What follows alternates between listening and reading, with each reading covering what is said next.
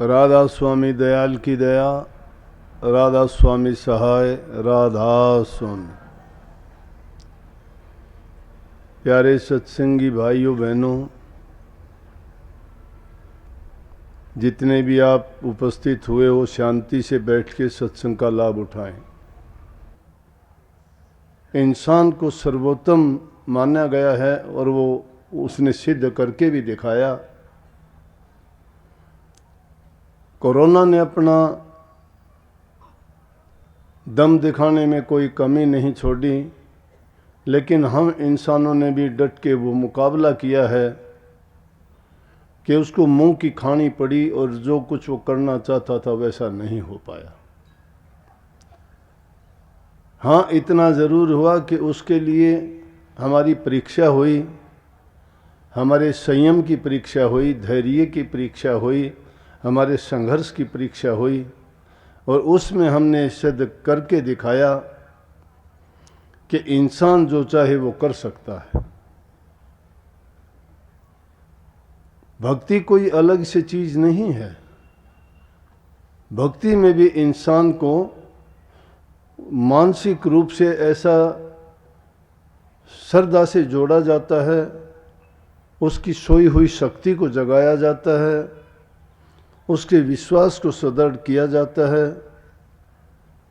और उसको एक ऐसी प्रेरणा दी जाती है कि इस काल और माया के देश से बचने के लिए तुम्हारे पास उपाय है।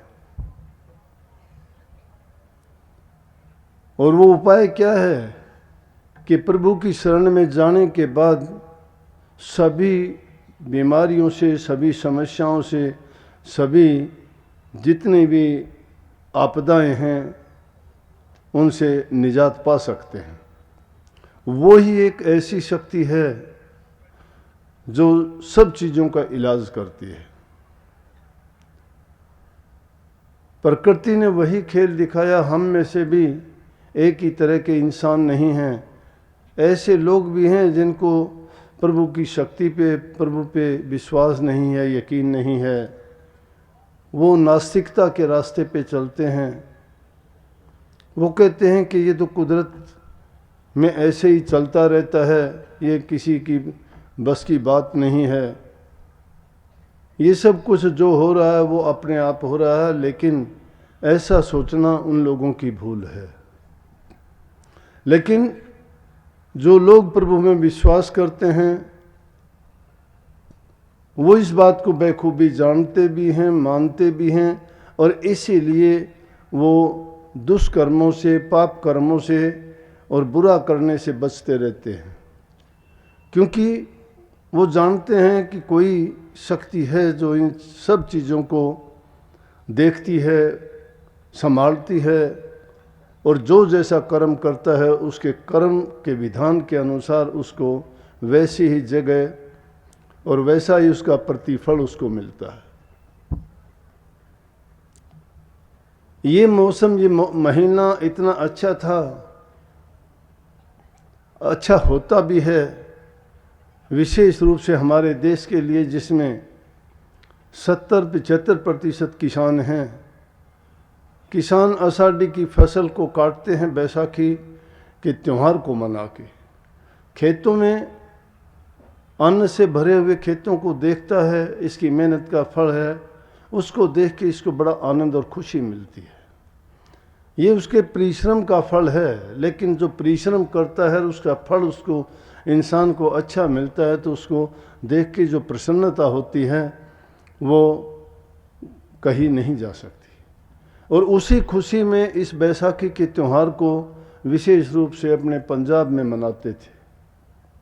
दूसरे राज्यों की अपेक्षा पंजाब का मतलब पुराने समय से ही पंजाब, हरियाणा, हिमाचल प्रदेश और कुछ उत्तर प्रदेश का जो इलाका था, ये सब का सब पंजाब में ही गिनती होता था। तो इस अवसर पे पिछली बार का अवसर हमें नहीं मिल पाया। हम उसको बैसाखी के नाम से सत्संग के रूप में मनाते हैं और सत्संगियों के लिए सबसे बड़ा त्यौहार होता है सत्संग का मिलना, क्योंकि सत्संगी प्रेमी जो होते हैं उनको गुरु का दर्शन, सत्संग का मिलना और सत्संग प्रेमियों से उनका मिलाप हो और उसके साथ साथ उनसे जो उनकी प्रभु के गुणों के प्रति, गुरु के प्रति, नाम के प्रति सत्संग की जहाँ चर्चा होती है, सत्संगियों को इससे बढ़ के किसी चीज़ की ना ज़रूरत है और ना ही उनकी चाह होती है। लेकिन जब सत्संगियों को ये अवसर नहीं मिलता है या छूट जाता है तो बड़ा दुख होता है। अब भी समय ऐसा था, देखो थोड़े से समय में ही, हालांकि ऐसा इंतज़ाम किया गया सत्संगियों के लिए, लॉकडाउन के दौरान में हम इकट्ठे नहीं बैठ पाए, मजबूरी थी, बंधन था, और अवश्य रूप से जो सरकार की तरफ से आदेश थे वो हमें मानने चाहिए थे, हमारी नैतिकता के अनुसार भी और स्वास्थ्य के नियमों के मुताबिक भी हमें उनका पालन करना चाहिए था। हमने उनका तो पालन किया, लेकिन फिर भी मैंने लाइव सत्संग आश्रम से ही बैठ के आपको यूट्यूब पे, फेसबुक पे और सत्संग अपने टीवी चैनल के माध्यम से आप तक पहुंचाया। सत्संग से आपको कभी वंचित नहीं रहने दिया, इसीलिए आप सत्संग से लगातार जुड़े रहे। और सत्संगी जीव को वो ताकत देता है कि जिसके कारण वो किसी चीज़ की परवाह नहीं करता। समय समय पर सत्संगियों के दिल में तरह तरह के जो भ्रम बन जाते हैं, कुछ बातें ऐसी आ जाती हैं कि जिनके कारण उसे वो कई बार विचलित हो जाता है, तो उसका विचार डगमगाने लगते हैं और सोचने लगता है कि मुझे क्या फ़ायदा है इस सत्संग में आने से, प्रभु की भक्ति करने से, जब दूसरे लोगों की तरह हमें भी कष्ट और दुख उठाने पड़ते हैं। लेकिन जब संत सतगुरु का सत्संग सुनते हो, समय के अनुसार वो आपके मन में पैदा होने वाले ऐसी जो बातें हैं, भ्रम हैं, कोई भ्रांति पैदा हो जाती हैं, उनका निवारण कर देते हैं। और फिर सत्संगी अपने दिल में ही अपनी भूल को स्वीकार करता है।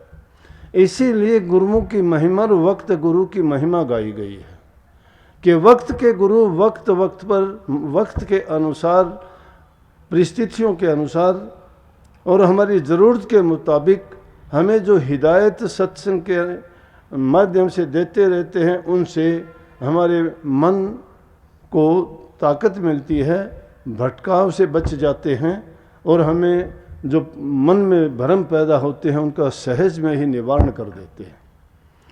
इसलिए हम बार बार सत्संग में जाएं, बार बार सत्संग को सुनें, बार बार पहले भी अगर सत्संग सुन रखे हैं, उन्हीं सत्संग को अगर दोबारा से हम सुनने का प्रयास करें और उनको सुनें, तो उनमें से हमें नई नई बातें और निकलती मिलेंगी। क्योंकि संतों के वचन कोई एक चीज़ नहीं, बल्कि वो अनेकों चीज़ों का समाधान एक ही वाक्य में, एक ही समय में कर देते हैं।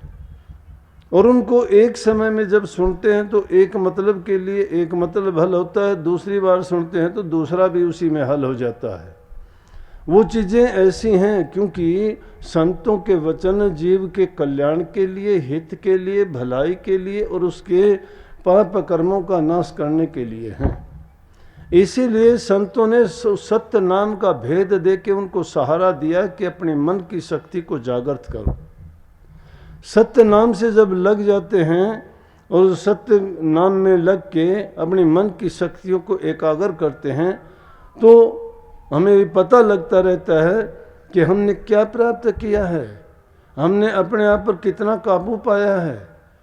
जब मन में अपने दृढ़ता आती है, संकल्प शक्ति हमारी बढ़ती है, हमारी इच्छा शक्ति दृढ़ होती है, तो कुछ भी काम करने के हम सक्षम होते हैं।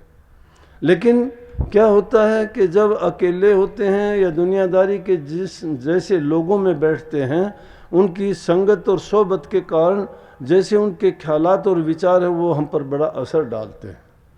तो सत्संगियों को मुनासिब है, उनके लिए ये आवश्यक और ज़रूरी है कि वो गुरुमुखों का संग करें।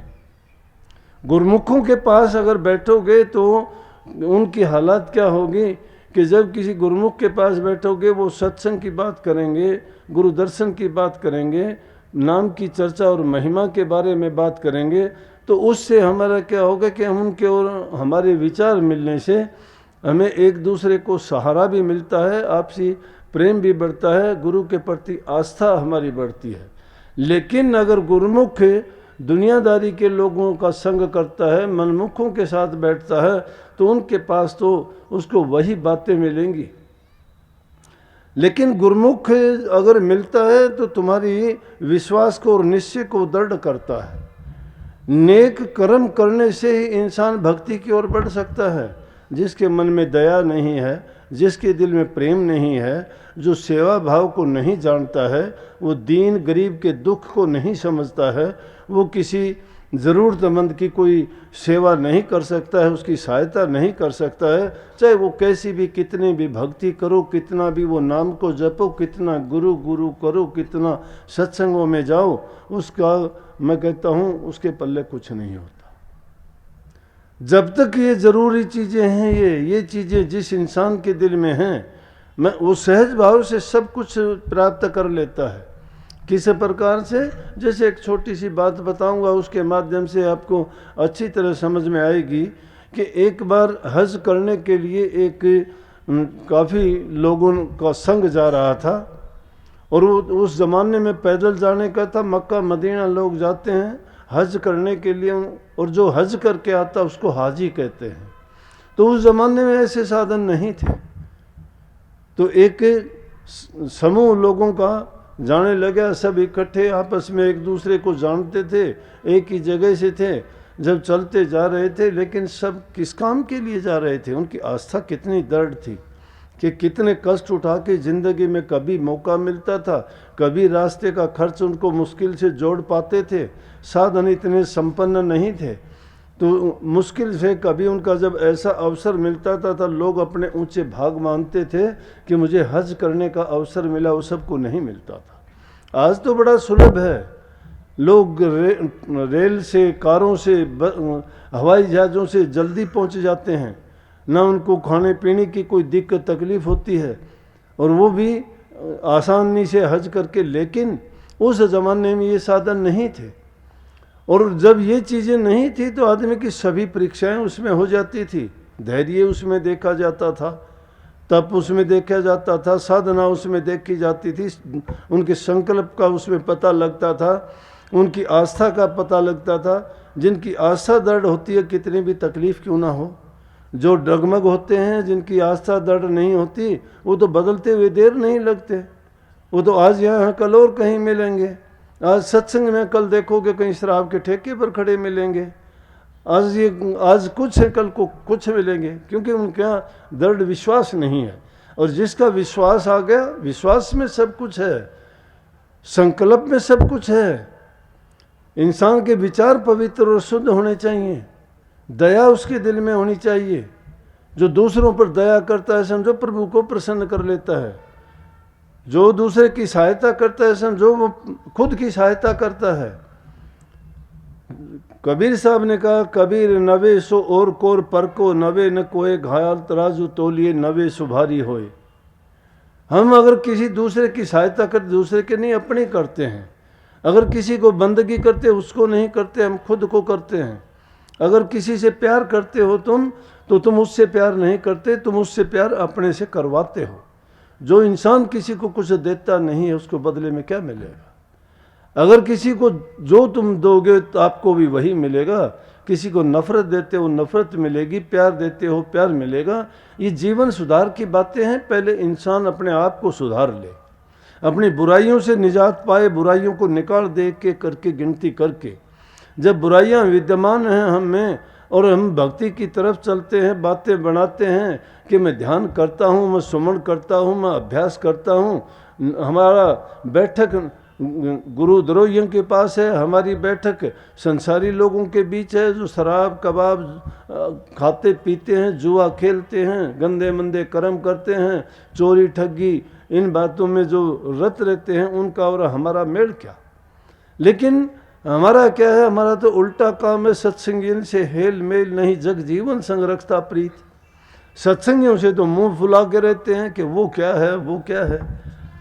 और दुनियादारी के लोगों की तुम क्या करते हो? उनके आगे पीछे भागे फिरते हो। तो उसमें गुरुमुखता का अंश कहाँ से आ गया?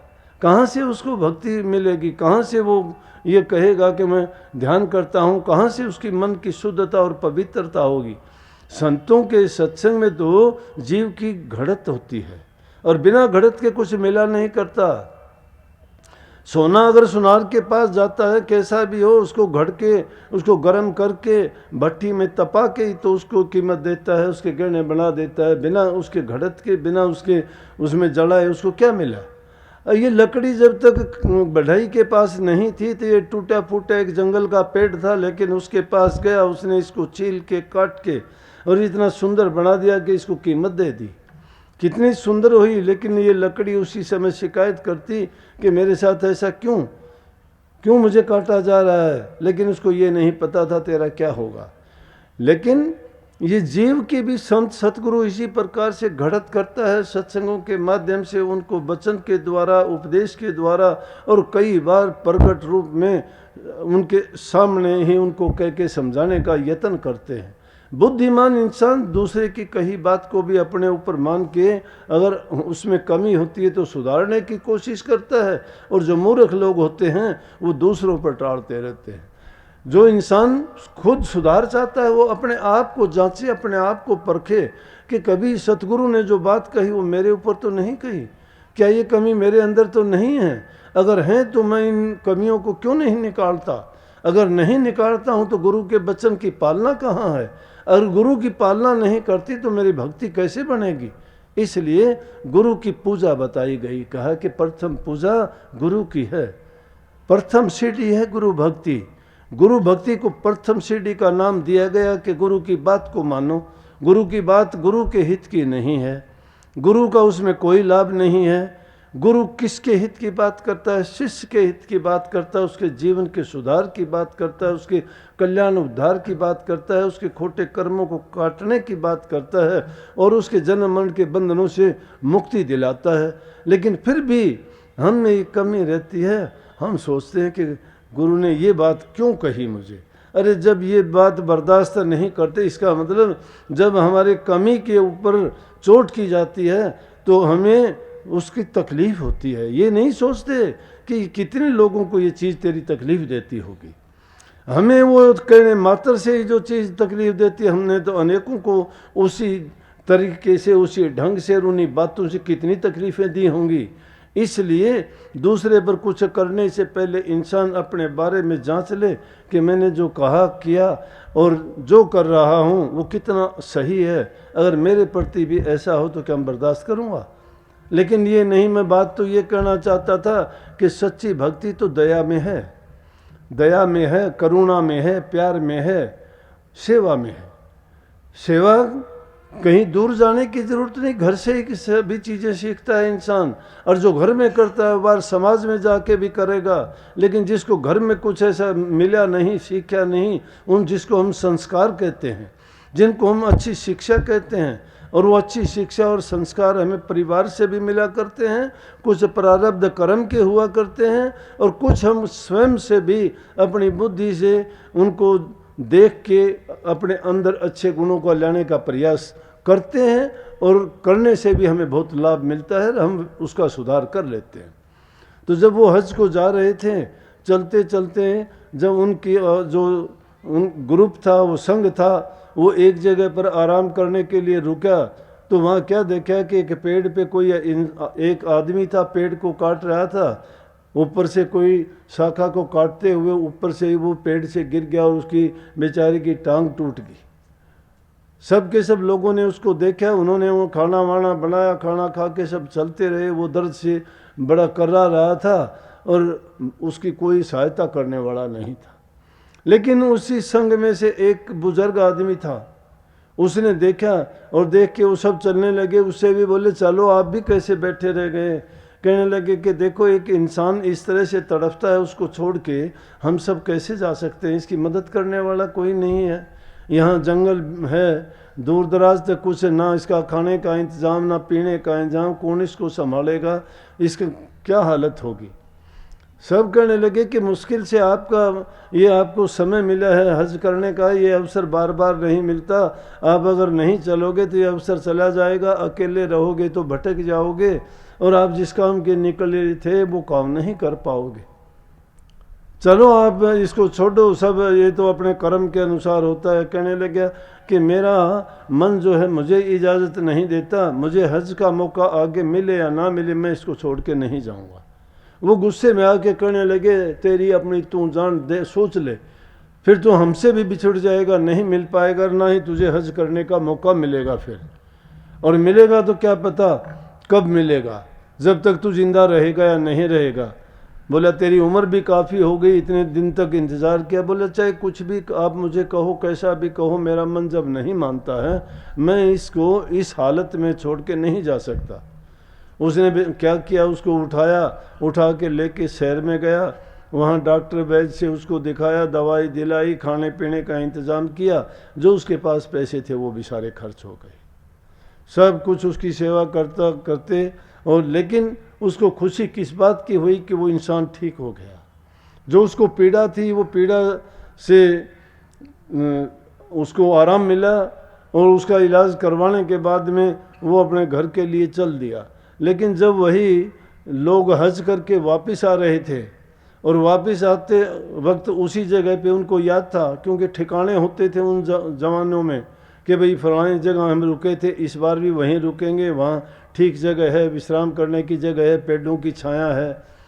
तो उसी जगह पर फिर आके रुके और उन्होंने विश्राम किया, पेड़ के नीचे बैठे। तो रात का टाइम आया, वो विश्राम कर रहे थे, तो उसी पेड़ पे दो फरिश्ते आपस में बात कर रहे।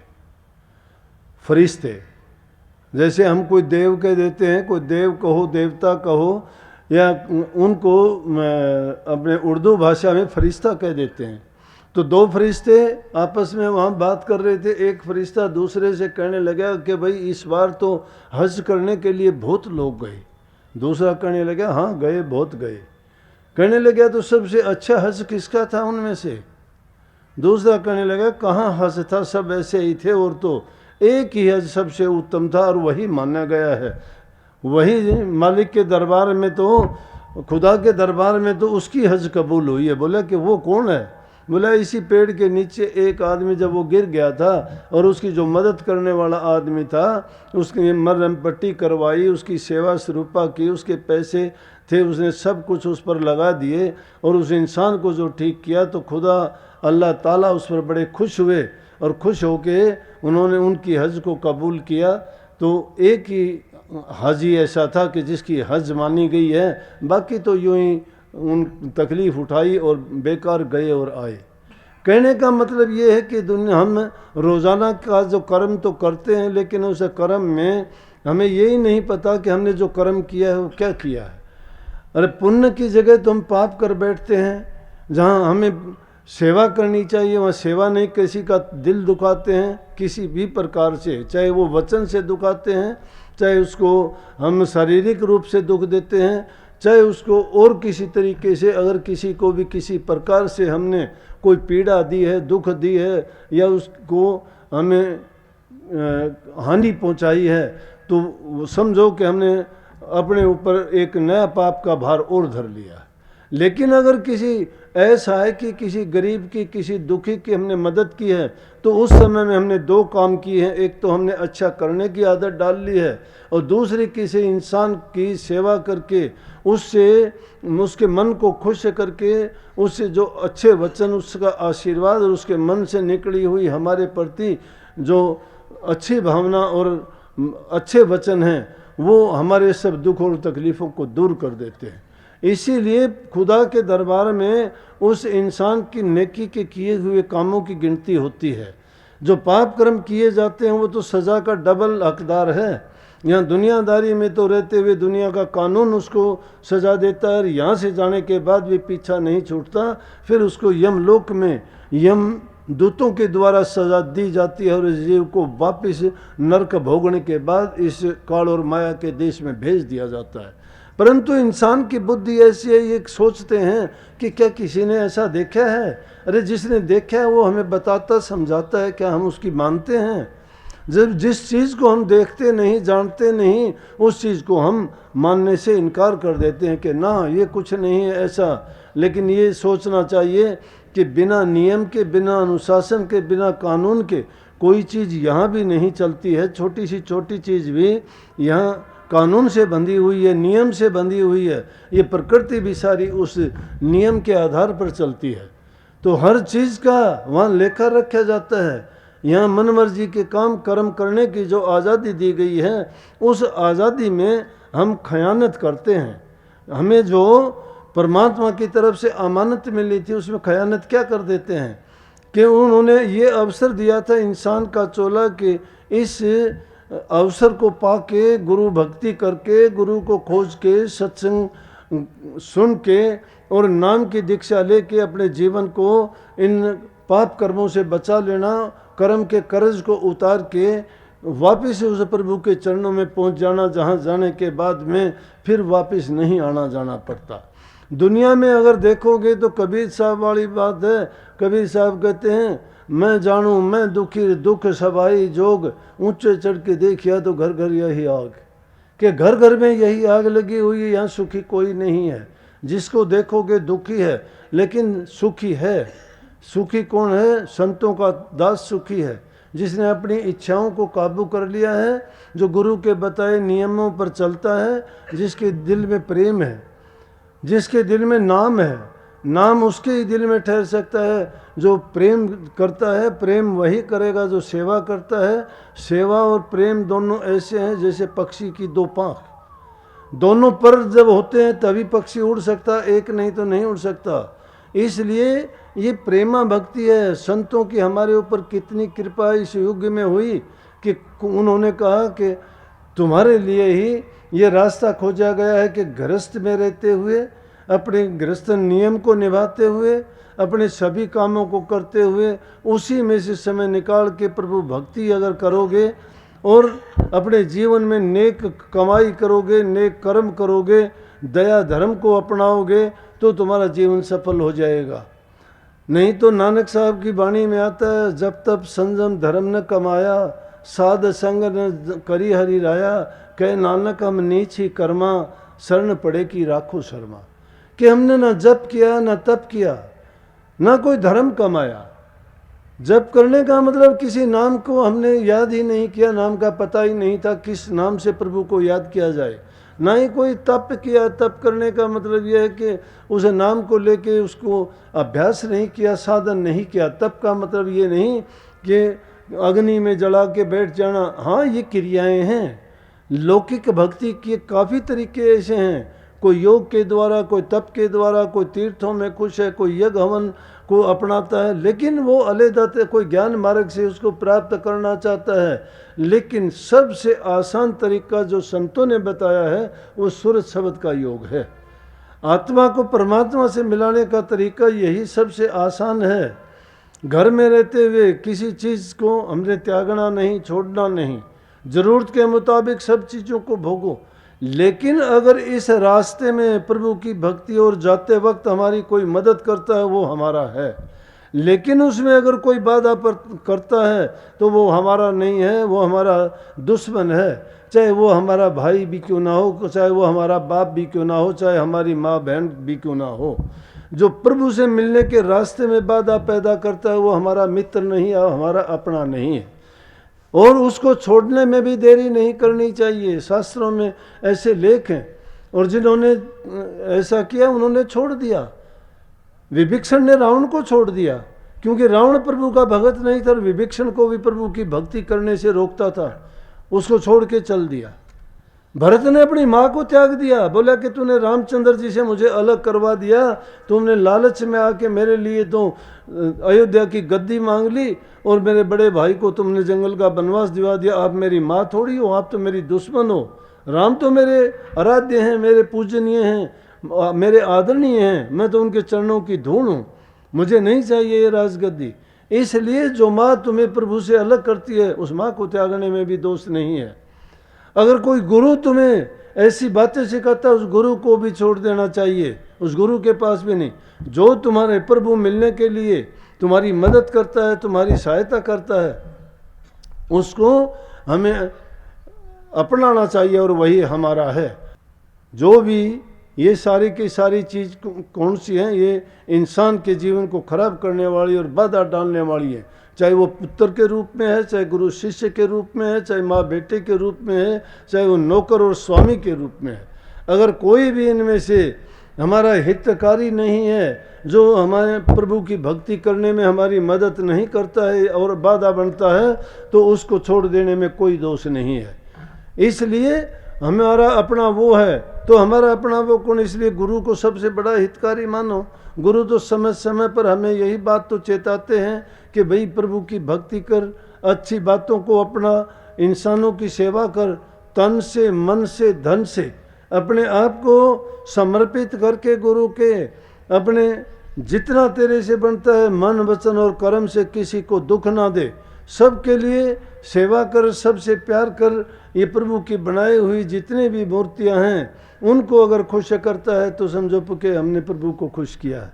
परंतु हम तो क्या करते हैं कि झूठी और बनावटी बातों में फंसते हैं, अपना हित चाहते हैं, ना हम लोभ छोड़ते हैं ना लालच छोड़ते हैं। तो नानक साहब तो खुद ही, संतों ने तो अपना फरमाया, दुनियादारों को शिक्षा देने के लिए उन्होंने खुद ही अपने ऊपर बात ले ली। नानक साहब तो खुद ही कहते हैं कि जब तक संयम धर्म न कमाया, कि मैं ये काम नहीं कर सका। धर्म को भी निभाना, धर्म कौन सा निभाना है? पुत्र के रूप में अपने परिवार के प्रति जो दायित्व है उनको निभाना धर्म है। पति के रूप में, पुत्र के रूप में, भाई के रूप में अनेकों हैं। इसी प्रकार से स्त्री के लिए पति के रूप में, बेटे के रूप में, भाई के रूप में, बहन के रूप में जो नाते हैं, उन नातों के अनुसार हमारे नियमों के मुताबिक समाज के नियम हैं, उनका जो सही पालन करता है तो समझो कि उसने अपने धर्म को निभाया है। तो नानक साहब कहते हैं मैं उन धर्मों को भी नहीं निभा पाया कि मैंने वो काम नहीं किए, लेकिन उन्होंने निभाए हैं। हम जैसे मूर्खों पर एक तान चलाने के लिए, शिक्षा देने के लिए उन्होंने ये बात बताई है कि हम नहीं करते ऐसे, ऐसा करना चाहिए। वो कहते हैं हमें ये करना चाहिए, और कहते हैं कह नानक हम नीच ही कर्मा, ये भी नहीं, वो भी नहीं करते, कोई बात नहीं, हमने तो नीच कर्म किए हैं। जितने बदी के कर्म थे, जहाँ जिसको कोई सिखाने वाला नहीं, बताने वाला नहीं, जितनी बुराइयां थी उन बुराइयों को हमने सीख के और उन बुराइयों को करने लग गए। इसलिए कहते हैं कि हम नीच ही कर्मा, शरण पड़े कि राखो शर्मा, कि हे सतगुरु, हे मालिक, मैं आपकी शरण में हूँ, इसलिए मेरी सहायता करो, मेरी मदद करो और मुझ गरीब को संभालो। जब इतनी दीनता जीव में आ जाती है कि हम दीनहीन और गरीब बन के जब संतों की शरण में जाते हैं तो संत हमें अपना लेते हैं और वो छिन की भी देर नहीं लगाते, हम ही सभी कर्मों को धो डालते हैं। लेकिन शरण लेना बड़ा कठिन है। उससे पहले हमें अपनी आदत को बदलना पड़ेगा। आदत कैसे बदली जाएंगी? हम मन के गुलाम हैं, हम चाहत के गुलाम हैं, हम स्वाद इंद्रियों के गुलाम हैं। हमारे अंदर हर प्रकार के अवगुण और दोष क्यों भरे गए कि हम अपने ही हित को चाहते रहे हमेशा, और उस थोड़े से समय के सुख के लिए, अगर कोई जिब्बा का स्वाद है तो थोड़ा सुख के लिए है, यहाँ से ढलने के बाद मिट्टी हो जाता है, कितना ही स्वादिष्ट क्यों न खाओ।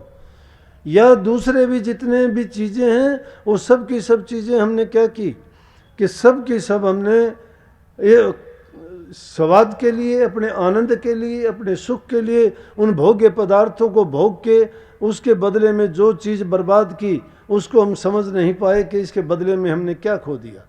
जब हम प्रभु की भक्ति नहीं करते हैं, जीवन के मूल्य को नहीं समझते हैं, जो भी पल, जो भी समय हमारा बिना प्रभु के नाम की याद में गुजरता है, समझो हमने वो कीमती समय बेकार वाद ऐसे ही गंवा दिया, बेकार में कर दिया। उस समय को या हर समय को, पल पल में उस प्रभु की याद हमारे हृदय में बनी रहनी चाहिए।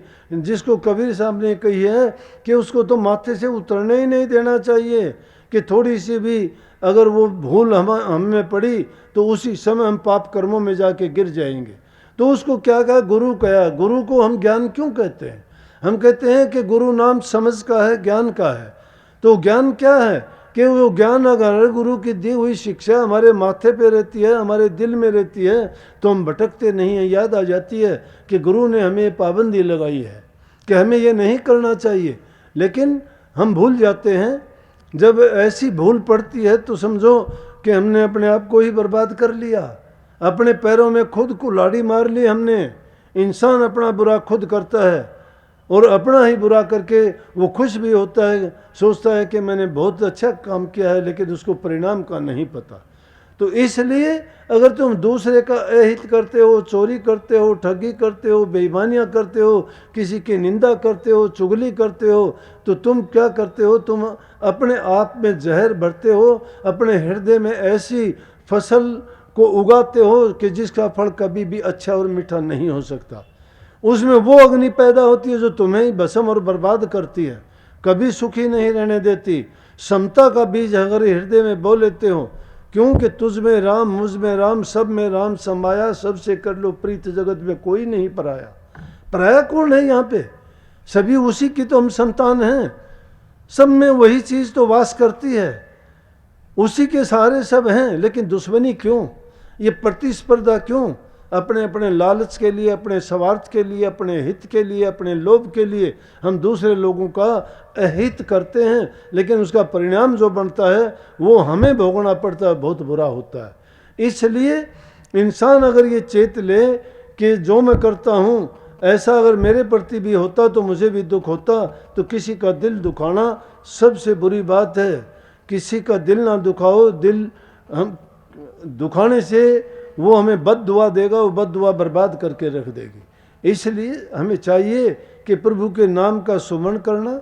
गुरु क्या चाहता है? गुरु कहता है कि 3 चीज़ मुख्य करके रखोगे, सारे काम करते हुए एक समय निकालो और उस समय में प्रभु के नाम का सुमरण करो। सुमरण करते करते मन के दोष निकल जाएंगे, मन के दोष निकल जाएंगे। क्योंकि अगर किसी चीज़ पे काई जमी होती है, बार बार उसको धोते हो, मांजते हो, तो जब तक उसमें पूरी चमक नहीं आ जाती तब तक उसको आप मांजते रहते हो। इसी प्रकार से नाम भी हमारे मन की सफाई उसी प्रकार से करता है। मन की शुद्धि और चित्त की शुद्धता उसी नाम के सुमरण से होगी। नाम के सुमरण करने से हमारा मन साफ हो जाएगा, बुरी वासनाएं निकल जाएंगी, दुर्मति भाग जाएगी, बुरी आदतें छूट जाएंगी, सुमति आएगी। सुमति आने से अच्छे गुण पैदा होंगे और अच्छे गुण हमारे जीवन को अच्छी दिशा देंगे, जिससे आनंद, प्रेम और शांति हमें मिलेगी। देखा होगा दुखी इंसान को कभी शांति नहीं मिलती।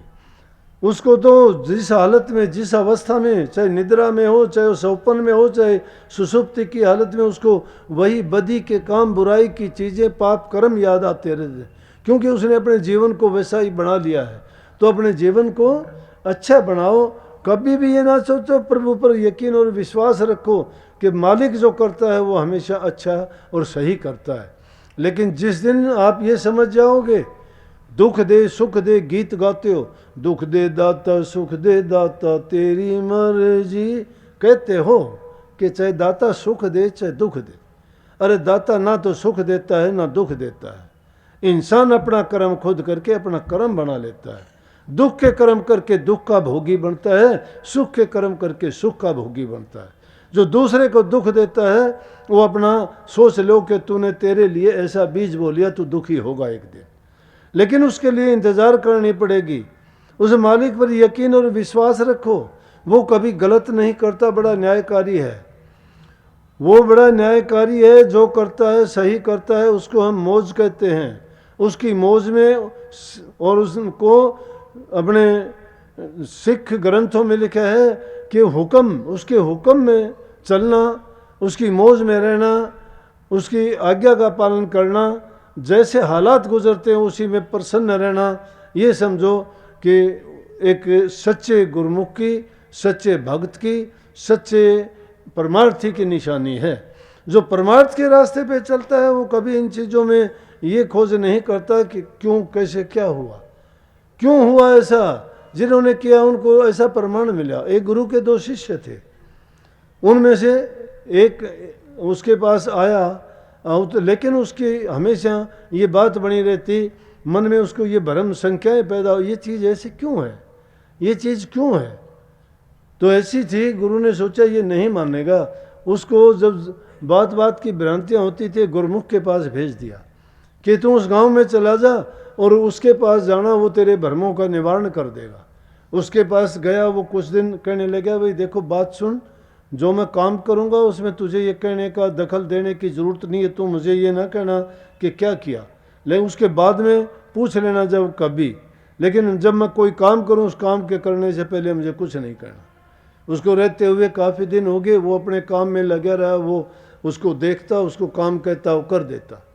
लेकिन वो गुरमुख था, वो कुछ सीखने के लिए आया था, लेकिन हमेशा उसके दिलों में भ्रम बने रहते थे, कुछ ना कुछ बातें, यूँ क्यों होता है, ऐसा नहीं होना चाहिए, और हमें ये कर लेना चाहिए। इंसान की बुद्धि है, इंसान अपनी बुद्धि से ज़्यादा दूसरे की नहीं समझता, अपने से ज़्यादा चतुर सियाना किसी को नहीं मानता।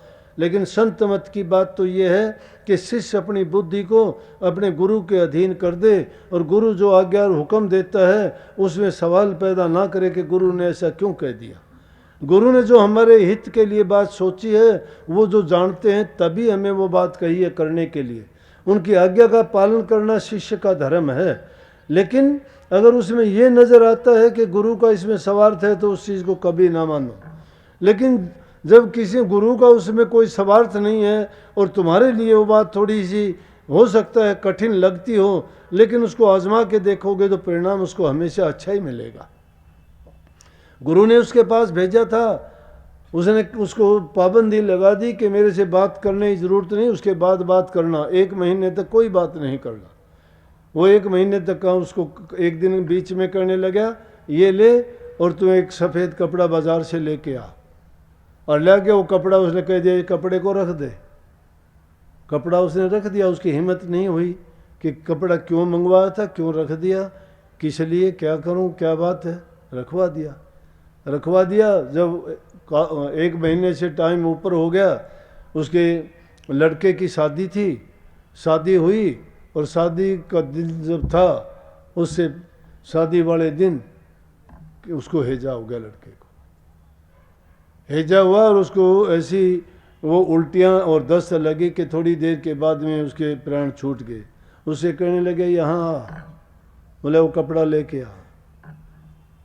कपड़ा लेके आया, कपड़ा ला के दे दिया, वो कफन था। जब कपड़ा दे दिया तो उससे कहने लगा कि जब आपको ये पता था तो आपने क्यों नहीं बताया। बोला कि तेरे अंदर और मेरे अंदर यही फ़र्क है, जो परमार्थी होते हैं वो गुरु की रजा और हुक्म को पहचानते हैं, और प्रभु की इच्छा जो होती है, जो उनका कानून है, नियम है, उसमें हमें दखल देने का अधिकार भी नहीं है, और ना ही हम उसका कुछ बिगाड़ सकते हैं। इसलिए हम उसकी रजा में अगर संत चाहें तो कुछ का कुछ कर सकते हैं, लेकिन क्योंकि उसके हुक्म में हम दखल नहीं देते। ऐसे अनेक अवसर आए हैं, जिन अवसरों पर जो कुदरत ने तो कुछ चाहा था, लेकिन संतों ने उसको बदल के रख दिया। सतयुग के बाद में द्वापर युग आना चाहिए था, त्रेता युग आया, गौतम ऋषि ने कर दिया अहिल्या के लिए। समुद्र का पानी तो मीठा होना था, लेकिन कड़वा कर दिया। क्यों कड़वा हो गया वो? कृष्ण जी ने तो कहा था कि मैं युद्ध के मैदान में हथियार नहीं उठाऊंगा, लेकिन रथ का पहिया उठाना पड़ गया, और वही सुदर्शन चक्र का काम करने लग गया। ऐसी चीजें कई बार जो प्रभु के काम हैं उनके लिए दखल देनी पड़ी, तो उनमें जो संतों की मौज मसलत थी, लेकिन खुदा के कामों में, मालिक के काम में संत कभी भी दखल नहीं देते। उनको पता है, और कही भी है कि होई सोई जो राम रची राख्या, कुकर तर्क बढ़ावत साका, कि राम ने जो रचना रच रखी है वो होके रहेगी। क्यों बेकार की कुतर्क करके इन बातों को बढ़ाते हो और इधर उधर की हाँकते हो? जो मालिक की रजा और मौज है उसको स्वीकार कर लेना चाहिए कि जितना जैसा था। लेकिन वो होने के बाद में उसने पूछा कि ये आपको सब पता था तो आपने उसका कुछ किया नहीं। बोला कि क्यों करता, किस लिए करता? मुझे पता भी था तो मैं क्यों करता, क्योंकि वो उसका कर्म था, वो उसके कर्म का फल था। जो उसने पिछले कर्म करके आया था, उन कर्म को फल को उसने अपना भोगना था। लड़की का जो था उसने अपना भोगना था। इसलिए उनके कर्मों में और उनके कर्म के भोगने में और उनके कर्म के फल में हम दखल नहीं दें। तो इसलिए प्रभु की मौज और रजा को समझना चाहिए, छोटी छोटी बातों पर शिकायत नहीं करना चाहिए, ऐसा क्यों। लेकिन संतों ने तो फिर भी वो अमृत रस दिया है, वो एक ऐसी दवा दी है जो सब रोगों का इलाज है, सब दुखों से तुम्हें बचा देता है, जन्म मरण से छुटकारा दिला देता है। चाहे वो किसी भी प्रकार के कितने कष्ट, कितने जन्मों के दुख और कितने ही पापों का, कर्मों का बोझ का गट्ठड़ हमारे सिर पर हो, वो उस नाम की कमाई से, उसके सुमरण करने से, ध्यान करने से, लगातार अभ्यास करने से हमारे मन को भी पवित्र कर देते हैं, जीवन को भी सुखी बनाते हैं और सब पापों को धो के हमें इस लायक बना देते हैं कि प्रभु के चरणों में जाके हम सदा के लिए विलीन हो जाते हैं। क्योंकि ये बूंद उसी सागर की एक बिछड़ी हुई अंश है और उसको करनी करके, इसको पाक साफ पवित्र करके इस काल और माया के देश से निकाल के वापिस उसी सागर में मिला देने के योग को ही सुरत शब्द का योग कहते हैं। ये रूह इस संसार में आके काल और माया के देश में आके मलिन हो गई है, मल और वक्षेप और आवरण के इस पर पर्दे चढ़ गए हैं। ये अपने पाप कर्म कर करके इसने, ये अज्ञान के बस वो कर्म करती रही, लेकिन वो करते करते इसको एक अवसर मिला कि इंसान के रूप में इसको ये बताया गया कि तुझे गुरु मिलने का तरीका है, तुझे करने का भी अवसर मिलेगा और वो तुझे हथियार मिलेगा कि जिसको पाके तू अपने सभी जो बोए हुए खोटे कर्म हैं उनको काट के, उनको जला के दूर कर सकते हो। प्रकृति का नियम बड़ा जुदा है, उसको समझने में बड़ी कठिनाई होती है। ये पांचों तत्व एक दूसरे के विरोधी हैं। ये पांचों तत्व का पुतला इंसान भी उसी में से है। जब तक वो जीव इसमें है वो पांचों इसकी मदद भी करते हैं। इसमें अग्नि भी है, वायु भी है और जल भी है। लेकिन जब ये जीव इसमें से चला जाता है तो एक दूसरे को ये फिर उसी तरह से बर्बाद करना शुरू कर देते हैं, वो आपस में मिल नहीं पाते। इसी मिट्टी को वो अग्नि जला देती है, अग्नि के सुपर्द करते हो, या अग्नि मिट्टी में दबा के आते हो तो मिट्टी इसको दबाना शुरू कर देती है, जल अग्नि को बुझाना शुरू कर देता है। लेकिन इंसान के शरीर में वो जीव के रहते हुए पांचों इसके मददगार हैं। इतना अजीब अवसर मिला, इतना अच्छा तंदुरुस्त शरीर मिला, हमें अच्छा करने का मौका मिला। ये सोचने तक का समय नहीं है कि हमें कैसे कैसे तोहफों से नवाजा है, कितना बुद्धि हमें बुद्धि दी गई है, ज्ञान दिया गया है, समझ दी गई है, विवेक है, और उसके बावजूद भी इंसान अपना हित नहीं सोच सकता और फिर भी वो बार बार उन बुराइयों में, पाप कर्मों में जाके गिरता है और वो पाप कर्म कर करके अपने ऊपर पाप का भार चढ़ा लेता है, जिसके कारण इस जीव को कितने कितने गंदी योनि, कितने कष्ट, कितने दुख भोगने पड़ते हैं। इसलिए उनसे निजात पाने का तरीका ही एकमात्र ये है कि भक्ति का मार्ग, परमार्थ का रास्ता, सतगुरु की शरण और नाम का अभ्यास। सतगुरु की शरण में जाओगे तभी आप उस नाम की कमाई कर पाओगे, क्योंकि गुरु आपको उपदेश के द्वारा, शिक्षा के द्वारा, सत्संग के द्वारा, इसीलिए कहते हैं कि गुरु के दर्शन करने से हमें शांति मिलती है। क्यों मिलती है? कि गुरु हमें उस शांति का रास्ता देता है, गुरु हमें उससे मिलने का तरीका बताता है। तो जिस चीज़ को पाके हम भी उस शांति को प्राप्त कर सकते हैं, इसलिए बार बार संतों के सत्संग में जाना चाहिए। और कहिए कि संत के पास अगर जाओगे, कि संत की शरण में जाने से इस जीव की तीनों प्रकार की बीमारियां दूर हो जाए, चाहे शारीरिक रोग हो, चाहे मानसिक हो, चाहे आत्मिक हो। क्योंकि संत ही वो वैद्य हैं जो सभी बीमारियों का इलाज कर देते हैं।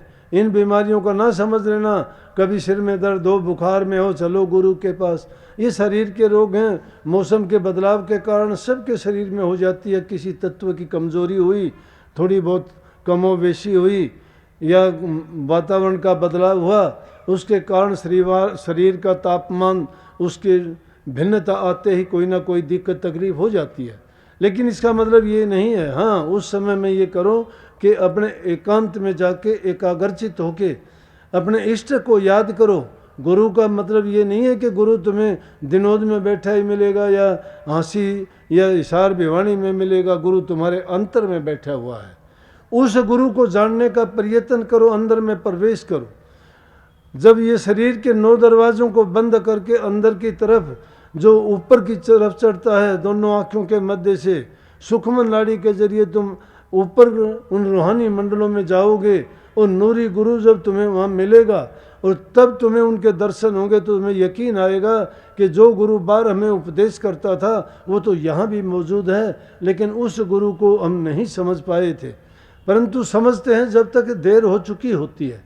इसलिए समय रहते हुए भी उस गुरु को क्यों सिखों ने कहा वाहे गुरु वाहे गुरु। वाहे गुरु वही गुरु है, वही ज्ञान गुरु है, वही शब्द गुरु है, वही सत्य नाम है, वही वो सत्य सागर है, वही अमृत का कुंड है, वही अमीर रस है। और उसी अमृत को पाके ये जीव अमृत को प्राप्त करता है। गुरु उसी को कहते हैं जिसमें वो शब्द प्रगट है।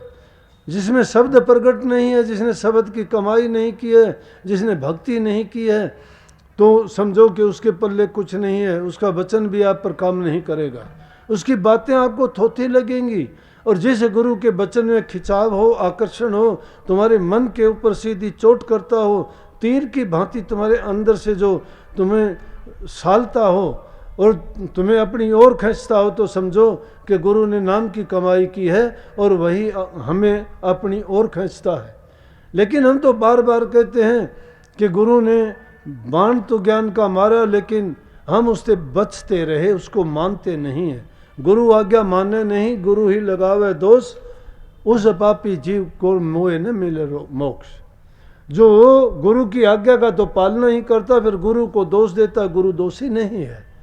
गुरु तो सबके लिए समान, तरवर सरवर संत जन, चौथे बरसे में परमार्थ के कारण ये चारों धारें दे। तरवर पक्ष पेड़ कभी अपने फल खुद नहीं खाता है, सरवर अपना पानी कभी नहीं पीता है, तालाब अपना पानी खुद नहीं पीता है, संत जन दूसरों के लिए आते हैं। और बारिश जो होती है वो ये नहीं देखती है गरीब का खेत है, अमीर का खेत है, ये भला है या बुरा है, नहीं, सबके लिए समान है वो। तो इसीलिए कही ये चारों के चारों चीज परमार्थ करने के लिए, पर उपकार करने के लिए, पर हित करने के लिए प्रकट होते हैं। इसलिए हमें भी परहित, परमार्थ और परोपकार करना चाहिए। दूसरे के हित की बात सोचनी चाहिए, दूसरों को सुख पहुंचाने का प्रयत्न करना चाहिए। जितना हो सके दूसरे के दुखों में शामिल होकर उसके दुखों को बटाएं, उसको सुख पहुंचाने का प्रयत्न करें, तो हमें भी उसके बदले में सुख मिलेगा, शांति मिलेगी। और जिसको हमने सुख दिया है, जिसको हमने प्यार दिया है, वो भी हमें बदले में वही चीज़ देगा, तो उससे हमें भी प्रसन्नता मिलेगी और वो भी प्रसन्न होगा। इसलिए हमेशा अच्छा करने का प्रयास करो, अच्छे करने की आदत होगी। अच्छा करते करते तुम फिर कभी बुरा नहीं कर पाओगे। इंसान अपनी आदत को जैसा बना लेता है वैसा ही हो जाता है। एक शराबी आदमी होता है, सब कुछ बर्बाद कर लेता है, आदत बन गई। छुटवाना चाहते हो नहीं छोड़ता, कहता है मर जाऊंगा, ये छूटेगी नहीं, मेरे से आदत हो गई है। इतना आदत का गुलाम हो गया वो बुरी चीज़ जो तुम्हें हर प्रकार से बेइज्जत समाज में करवाती है, धन दौलत तुम्हारा छीन लेती है, घर परिवार से तुम्हें अलग कर देती है, तुम्हारी हालत मांगते भिखारी पागल जैसी हो जाती है। सब कुछ बर्बाद करके तुम अपने जीवन की डोर बीच में ही काट के चले जाते हो। तुम्हें पता नहीं होता तुम क्या हो और तुम क्यों आए थे, क्या करना था, किसके कारण, एक बुरी आदत के कारण। लेकिन उस बुरी आदत की जगह तुम अगर एक अच्छी आदत डालते तो तुम्हारा जीवन कैसे हो जाता। कितना पवित्र। महात्माओं के नहीं देखते, तन पर कपड़ा नहीं होता, जो मिलता है खा लेते हैं, मस्ती की हालत में रहते हैं, उनका घर परिवार है क्या, फिर भी अगर उनसे जितना होता है परोपकार करते हैं, परमार्थ करते हैं। दुनियादारी में सब तरह के लोग होते हैं, सब तरह के मिलेंगे। तुलसी इस संसार में भांत भांत के लोग, सबसे रण मिले चालियर नदी नाव समझो। अच्छा करते हुए किसी की परवाह ना करो, बुरा करते हुए तुम सोचो कि परमात्मा देखता है तुम्हें, कितने भी छिप के करोगे परमात्मा देखेगा। लेकिन अच्छा करते हुए चाहे तुम्हारा घर वाले भी तुम्हें अच्छा करने से रोकते हैं तो घर वालों की बात को भी नहीं मानना, क्योंकि तुम अच्छा कर रहे हो। अच्छा करते हुए तुम्हें अगर कोई मना करता है वो तुम्हारा अपना हितैषी नहीं है, वो तो तुम्हारे विरोधी का काम करता है। जिस प्रकार से राजा बलि ने अपने गुरु की बात को नहीं माना था, उसके गुरु ने कहा था, अरे बलि ये बावन भगवान नहीं है, ये विष्णु का अवतार है, तुझे ठगने के लिए आया है। मैं तेरा गुरु हूं, तेरा हित चाहता हूं, तो मेरी बात मान, इसकी बातों में ना आ, इसको कुछ भी ना दे, ये छड़िया है।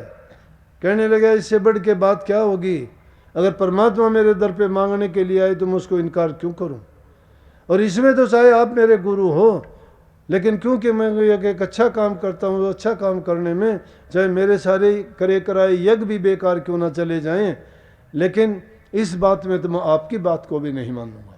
राजा बलि ने अपने गुरु की बात को नहीं माना, चाहे उसको पाताल में जाना पड़ा, लेकिन पाताल में जाने के बाद भी उसने विष्णु भगवान को कह दिया कि मेरे दरबार में चौकीदार बन के खड़ा रहना पड़ेगा।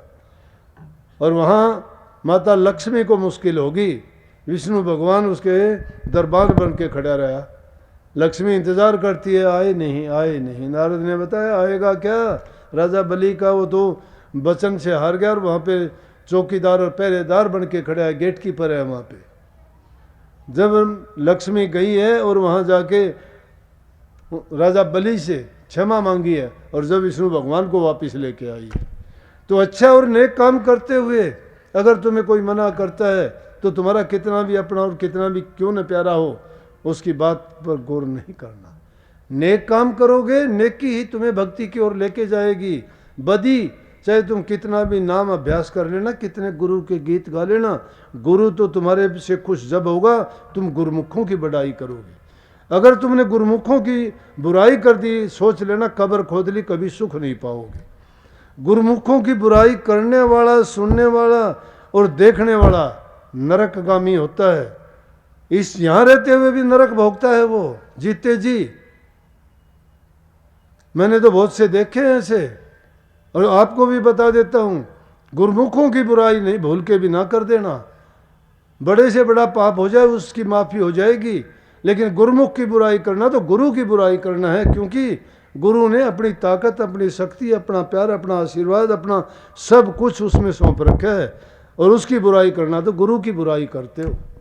और जो गुरु की बुराई करता हो कहीं का नहीं रहता। इसलिए गुरु की बात में दोष निकालना, गुरु की बात में तर्क वितर्क करना या गुरु की बात की अवहेलना करना शिष्य के लिए बड़ी दुखदायी है।